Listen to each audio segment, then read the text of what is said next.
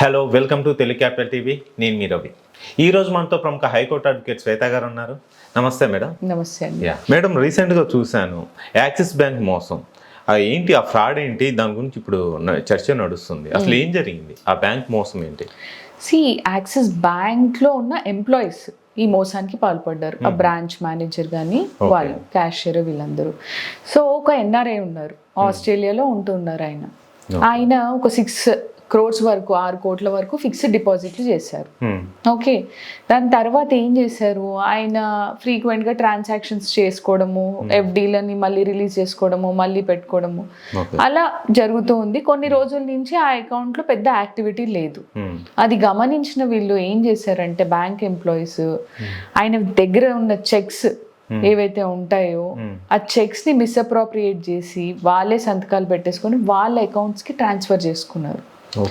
ఇది చాలా రోజుల తర్వాత గమనించిన ఆయన, నా ఫోన్ నెంబర్కి ఏం మెసేజెస్ రావట్లేదు, మెయిల్స్ రావట్లేదు అని ఆరాధిస్తే అసలు ఆయన బ్యాంక్ అకౌంట్లో జీరో, అసలు డబ్బు లేదు. ఆశ్చర్యానికి గురయ్యి ఆయన కంప్లైంట్ ఇచ్చారు. యాక్సిస్ బ్యాంక్ వాళ్ళు ఇది బయటికి చెప్పకండి, ఆబ్వియస్గా బ్యాంక్ మీద నమ్మకం పోతుంది కదా ఎవరికైనా ప్రజలకి, అందుకని వాళ్ళు ఇంటర్నల్గా రిజాల్వ్ చేస్తాము అని చెప్పారు. బట్ అది జరగలేదు. ఆఫ్టర్ 1 year ఇంకా లాస్ట్కి ఆస్ట్రేలియన్ సిటిజన్ ఎవరైతే ఉన్నారో ఆయన ఇండియాకి వచ్చి పోలీస్ స్టేషన్లో కంప్లైంట్ ఇవ్వడం జరిగింది. ఎలా చేశారు అని అంటే, ఇట్లా ఆయన సంతకాలు వీళ్ళే ఫోర్జరీ చేసి వాళ్ళ అకౌంట్స్కి మళ్ళించుకున్నారు ఈ డబ్బు అంతా. ఓకే, సో నేనేం చెప్తున్నాను అని అంటే, ఈ బ్యాంక్ ఫ్రాడ్స్, ట్రాన్సాక్షన్ మిస్అప్రోప్రియేషన్లు ఇవన్నీ ఈ మధ్య కాలంలో చాలా జరుగుతున్నాయి. బ్యాంక్ ఎంప్లాయీసే ఇందులో ఇన్వాల్వ్ అయి ఉంటున్నారు చాలా సందర్భాల్లో.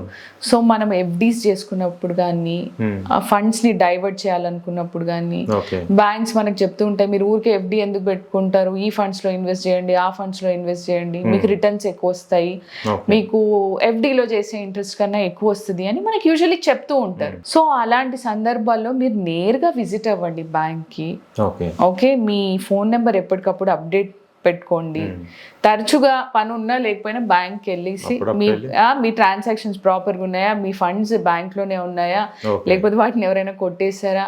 ఇది ఇప్పుడు రిటైర్ అయిన సీనియర్ సిటిజన్స్ ఉన్నారనుకోండి, అప్పుడప్పుడు టైం తీసుకొని వెళ్ళడం మంచిది. ఎందుకంటే ఫ్రాడ్స్ జరుగుతున్నాయని మనం తెలుసుకున్నప్పుడు మనం కామ్గా మనకి ఏం అవ్వదులే అని ఇంట్లో కూర్చోవడం కరెక్ట్ కాదు.